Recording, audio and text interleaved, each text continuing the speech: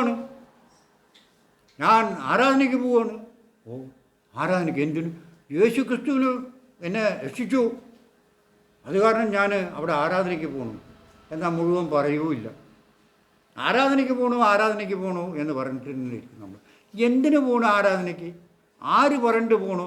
എന്ത് കൊണ്ട് നിങ്ങൾ ആരാധനയ്ക്ക് പോകണു എന്ന് ചോദിച്ചു കഴിഞ്ഞാൽ നമ്മൾ വേണമെങ്കിൽ പറഞ്ഞിട്ട് യേശു ക്രിസ്തു എന്നെ രക്ഷിച്ചു, യേശു ക്രിസ്തു എനിക്ക് രോഗസൗഖ്യം നൽകി, യേശു ക്രിസ്തു എനിക്ക് ഒരുപാട് കാര്യങ്ങൾ ചെയ്തു തന്നു, അത് കാരണം ഞാൻ ആരാധനയ്ക്ക് പോകണു എന്ന് പറയും.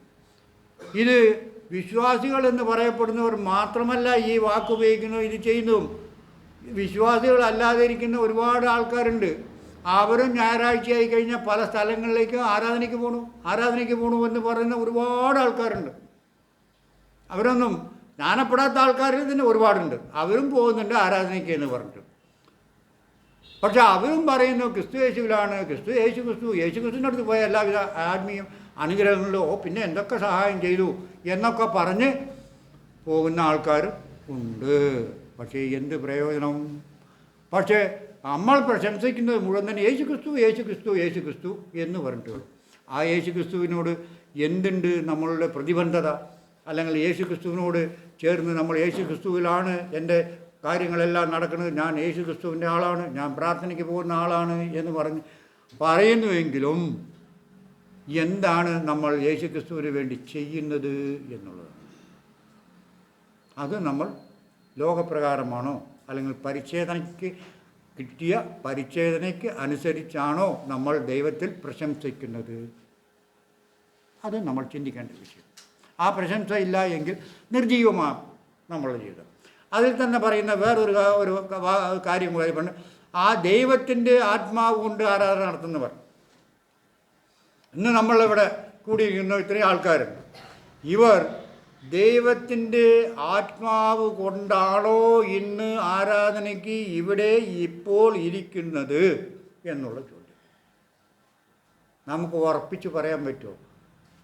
ദൈവമേ, നിൻ്റെ ആത്മാവാണ് ഇപ്പോൾ എന്നിൽ ഉള്ളത്, ആ ആത്മാവിൻ്റെ ബലം കൊണ്ടാണ് ഞാനിതിവിടെ വന്നത്, ആ ആത്മാവ് തന്ന നിന്നെ ആരാധിക്കാനാണ് ഞാൻ ഇവിടെ വന്നിട്ടുള്ളത്, ഞാനിപ്പോൾ ഇരുന്ന് ആരാധിക്കുന്നത് നിൻ്റെ ആത്മാവ് കൊണ്ട് മാത്രമാണ് എന്ന് ഉറച്ച് പറയുവാൻ തക്കവണ്ണം നമുക്ക് എത്ര പേർക്ക് കഴിയും എന്നുള്ളതാണ്.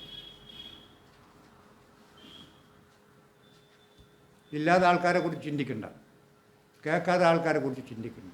ഇവിടെ ഉള്ളവർ മാത്രം, ഇപ്പം ഞാൻ പറഞ്ഞത് കേട്ടിട്ടുള്ള ആൾക്കാർ മാത്രം. എത്ര പേർക്ക് പറയാൻ പറ്റും, ദൈവമേ നിൻ്റെ ആത്മാവ് കൊണ്ടാണ് ആ ആത്മാവ് ഇതുകൊണ്ടാണ് ഞാൻ നിന്നെ ആരാധിക്കാൻ ഇവിടെ എത്തിയിരിക്കുന്നത്, ഇവിടെ നിൻ്റെ മുമ്പിൽ ഇരിക്കുന്നത് പറയാൻ മാത്രം നമുക്ക് എന്തുണ്ട്? എൻ്റെ പ്രിയപ്പെട്ടവരെ, ഞാനിവിടെ അവസാനിപ്പിക്കാം. നമ്മൾ വചനം കേൾക്കുന്നുണ്ട്, വചനം പ്രസംഗിക്കുന്നുണ്ട്, അനേക ആൾക്കാർ നമ്മോട് ഉപദേശിക്കുന്നുണ്ട്. സംഭവമൊക്കെ ശരിയാണ്, പറയുന്നതും കേൾക്കുന്നതും എല്ലാം പറയാൻ ഒറ്റ കാര്യങ്ങളുള്ളൂ. ദൈവത്തിൽ നിന്ന് പോകാതെ ദൈവം പറഞ്ഞത് കേട്ട് അനുസരിച്ച് അതിൻ പ്രകാരം ജീവിക്കണം, നടക്കണം, പ്രവർത്തിക്കണം എന്നല്ലാതെ പ്രസംഗിക്കുന്ന ആരും തന്നെ അതിൽ നിന്ന് വിട്ടുമാറുന്നില്ല. പക്ഷെ കേൾക്കുന്നവർക്ക് കുറച്ച് അസഹ്യമായിരിക്കും, അത് മാത്രമേ ഉള്ളൂ. പക്ഷേ ഈ അസഹ്യത പറയുന്നത് ഈ അസഹ്യതയുള്ളത് മനസ്സാണ് എങ്കിൽ പരിച്ഛേദനയേറ്റവരല്ല. കാരണം അവർക്ക് നീ പാപിയാണ് എന്ന് വിരൽ ചൂണ്ടി നിൻ്റെ മുമ്പാകെ ഒരു സുവിശേഷൻ പറഞ്ഞോ, ഒരു ഉപദേശി പറഞ്ഞോ, അന്ന് നിൻ്റെ മനസ്സിന് കഴിഞ്ഞു. നീ എത്ര വലിയ ആളായാലും ശരി, എത്ര വലിയ ആളൊക്കെ ഇതായിക്കഴിഞ്ഞാൽ സുവിശേഷം പറയുന്ന ആരായാലും ശരി, ഇവിടെ പല വലിയ മഹാന്മാരെന്ന് ഞാൻ പറയുന്നില്ല, വലിയ ആൾക്കാരെന്ന് പറയുന്നവർ സുവിശേഷം അറിയിക്കുന്നുണ്ട്. ആ സുവിശേഷം അറിയിക്കുന്നവരെല്ലാം തന്നെ പറയുന്ന ഏക കാര്യമാണ് നീ പാപിയാണ് എന്ന്. നീ പാപിയാണ് എന്ന് പറയുമ്പോൾ അന്ന് ഉണ്ടാകാത്ത ദേഷ്യം ഇന്ന് നീ പാപിയായിരുന്നു അല്ലെങ്കിൽ പാപിയാണ് എന്ന് പറഞ്ഞാൽ എന്തുകൊണ്ട് വരുന്നു? ആ പാപത്തിൻ്റെതായിട്ടുള്ള പ്രവൃത്തികൾ തന്നെ തുടർന്ന് ചെയ്തു കൊണ്ടുവരുമ്പോൾ എന്തുകൊണ്ട് നീ പാപിയാണ് എന്നുള്ളത് എനിക്ക് ഇതാവുന്നില്ല, ഏൽക്കുന്നില്ല. എൻ്റെ അർത്ഥം പരിച്ഛേദന ഏറ്റിട്ടില്ല, മാനസാന്തരമില്ല, വെറുതെ വന്ന് ഇരുന്ന് കേട്ട് പിടിച്ച് പോകുന്നു എന്ന് മാത്രം, ഒരു ഐ വാഷ് എന്ന് മാത്രമേ ഉള്ളൂ. പ്രസംഗിക്കുന്നവന് കുറ്റവും പറയും, അത് ഞാൻ കേൾക്കാം. എന്നെ സംബന്ധിച്ച് നോക്കുക, ദൈവത്തിൻ്റെ ആത്മാവ് കൊണ്ട് മാത്രമാണ് ആരാധന നടത്തേണ്ടത്. ദൈവത്തിൻ്റെ ആത്മാവില്ലാത്തവൻ ആരാധനയ്ക്ക് ചെന്നിട്ടോ ദൈവത്തിന് മുമ്പാകെ ഇരിക്കാൻ കഴിയില്ല. ഒരു ചെറിയ ഒരു കാര്യം ഞാൻ ചോദിച്ചാൽ നിങ്ങളുടെ മനസ്സിനോട് ചോദിക്കുക, ഇത്രയും നേരം ഇരുന്ന് കഴിഞ്ഞ് ദൈവത്തിൻ്റെ ആത്മാവ് കൊണ്ടാണ് നമ്മളിവിടെ ഇരിക്കുന്നത് എങ്കിൽ വേറൊരു ചിന്ത നിങ്ങളുടെ മനസ്സിലോ എൻ്റെ മനസ്സിലോ കടന്നു വരില്ല. ഇപ്പോൾ എൻ്റെ മനസ്സിൽ കടന്നു വരുന്ന അല്ലെങ്കിൽ വേറെ കടന്നു വരുന്ന ചില ചിന്തകൾ നമുക്ക് മനസ്സിൽ ഇത് നിന്നൊക്കെ നിർത്തിക്കിട്ടിയിട്ട് വേണമല്ലോ പോകാൻ എന്നുള്ള ചിന്ത കൂടെ നമ്മുടെ മനസ്സിലുണ്ടാകും. അങ്ങനെയുള്ള ചിന്ത ദൈവത്തിൻ്റെ ആത്മാവ് കൊണ്ടുള്ള ചിന്തയാണോ? കർത്താവിൻ്റെ കൂടെ കർത്താവ് സുവിശേഷ വേല ചെയ്തുകൊണ്ടിരിക്കുമ്പോൾ നാട് മുഴുവൻ ചുറ്റി സഞ്ചരിച്ച് കൂടെ ഉണ്ടായിരുന്ന അനേക ആയിരങ്ങൾ കൂടെ ഉണ്ടായിരുന്നു 3 ദിവസം തിന്നാതെ കുടിക്കാതെ. നമുക്കറിയാം, കുട്ടികൾക്ക് പറഞ്ഞു കൊടുക്കുന്ന കഥയാണ്. 5 അപ്പം 2 മീനും കൊണ്ട് 5000 ആൾക്കാർ തീറ്റിപ്പോറ്റ് 3 ദിവസം. കർത്താവ് പറഞ്ഞു, എൻ്റെ 3 ദിവസമായി ഇവർ തിന്നാതെ കുടിക്കാതെ എൻ്റെ കൂടെയുണ്ട്. നോക്ക്, 3 ദിവസം കർത്താവിൻ്റെ കൂടെ തിന്നാതെ കുടിക്കാൻ നടന്ന ആൾക്കാരുണ്ട്. കർത്താവ് അവരെ പോഷിപ്പിച്ചു. ഈ 3 ദിവസം കൂടെ നടന്നിട്ടുള്ള ആൾക്കാർ കർത്താവിനെ വിട്ടിട്ട് ഇടയ്ക്ക് തിന്നാനോ കുടിക്കാനോ പോയിട്ടുണ്ടാവുമോ? പോയവരും എനിക്കറിയില്ല. കാരണം കർത്താവിന് 3 ദിവസം ഇവരൊക്കെ എൻ്റെ കൂടെ ഉണ്ട് പറയുന്നു. നോക്കുക, അപ്പോൾ എത്രമാത്രം ഉത്സാഹത്തോടു കൂടി മാത്രമല്ല, എത്രത്തോളം ആ കർത്താവിൻ്റെ പിന്നാലെ പോകണം എന്നുള്ള വാഞ്ചയോടുകൂടി ഉറച്ച തീരുമാനത്തോട് ഊണും ഉറക്കവും വിട്ട് കർത്താവിനോടുകൂടെ പോയി എന്ന് നോക്കുക.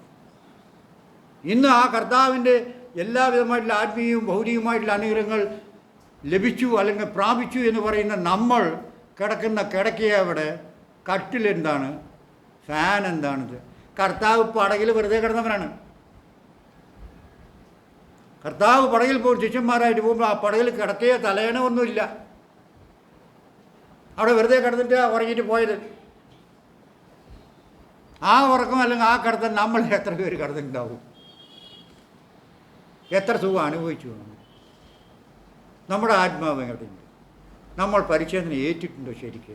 അല്ലെങ്കിൽ പരിച്ഛേദന ഏറ്റിട്ടുണ്ട് എന്ന് നമ്മൾ സ്വയം വിശ്വസിച്ച് സ്വയം ആശ്വസിച്ച് കർത്താവിനെ പറ്റിക്കുകയല്ല, നമ്മളെ തന്നെ പറ്റിച്ചു കൊണ്ടാണോ നമ്മൾ ജീവിക്കുന്നത് എന്നുള്ളത് നമ്മൾ തന്നെ ചിന്തിക്കണം എന്ന് മാത്രമേ എനിക്ക് പറയാനുള്ളൂ.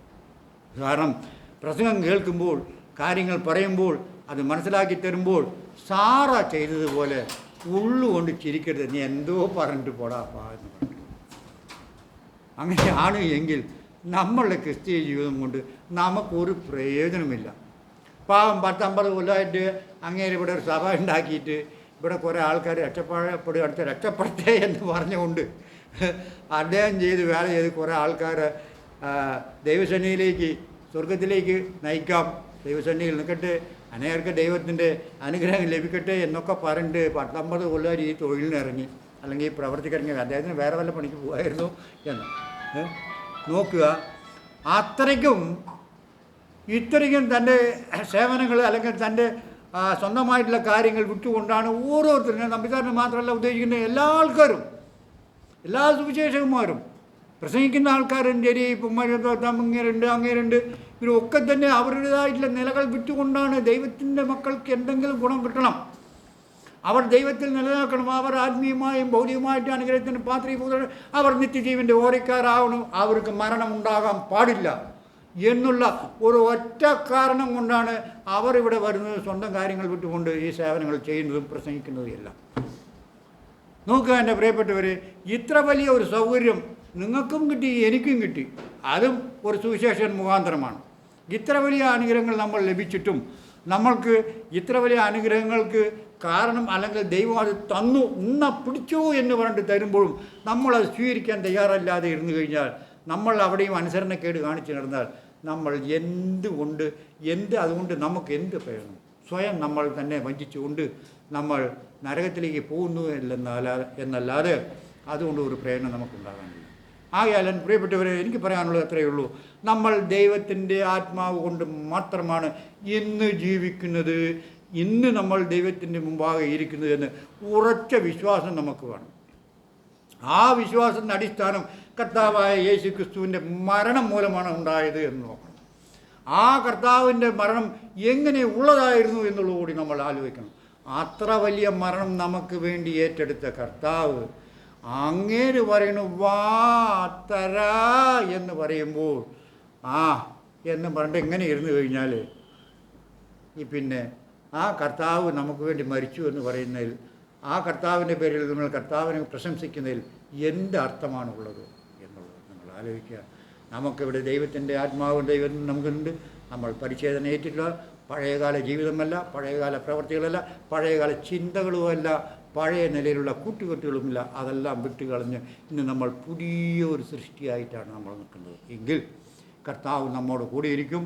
മാത്രമല്ല കർത്താവ് എന്തെല്ലാം പറഞ്ഞോ അതിൽ നിന്ന് ഒരളവ് കുറയാതെ ദൈവം നമുക്ക് നൽകി അനുഗ്രഹിക്കും. അതിൽ ഏറ്റവും മികച്ചത്, ഏറ്റവും വലുത് എന്ന് പറഞ്ഞ് നമ്മൾ വിശ്വസിക്കുന്നതും കാത്തുകൊണ്ടിരിക്കുന്നതും ഒന്ന് കർത്താവിൻ്റെ വരവെങ്കിൽ കർത്താവിനോടുകൂടി സ്വർഗത്തിലേക്ക് എടുക്കപ്പെടും. അതല്ല എങ്കിൽ കർത്താവ് നമുക്ക് നിത്യജീവൻ നൽകി അനുഗ്രഹിക്കും എന്നുള്ളതിൻ്റെ യാഥാർത്ഥ്യം. ആ ഒരു നിത്യജീവനിലേക്കുള്ള യാത്രയാണ് നമ്മളുടെ യാത്ര. ഈ യാത്ര ദൈവത്തിന് പറഞ്ഞത് അനുസരിച്ച് ആ വാക്കുകൾക്ക് കീഴ്പ്പെട്ടുകൊണ്ട് അതിനനുസരിച്ച് നമുക്ക് ജീവിക്കാം. എങ്കിൽ വീണ്ടും നമുക്ക് സ്വർഗത്തിൽ വെച്ച് കാണാൻ കഴിയും എന്നുള്ള ഉറപ്പോടുകൂടി ഈ ആരാധന യോഗത്തിൽ നിന്ന് നമുക്ക് തിരികെ പോകാം. തുടർന്ന് ഒരു പാട്ട് നമ്മൾ സ്തുതിഗീതം പാടിക്കൊണ്ട് കർത്താവിൻ്റെ മേശയിലേക്ക് കടക്കാം. 106-ാമത്തെ പാട്ട്.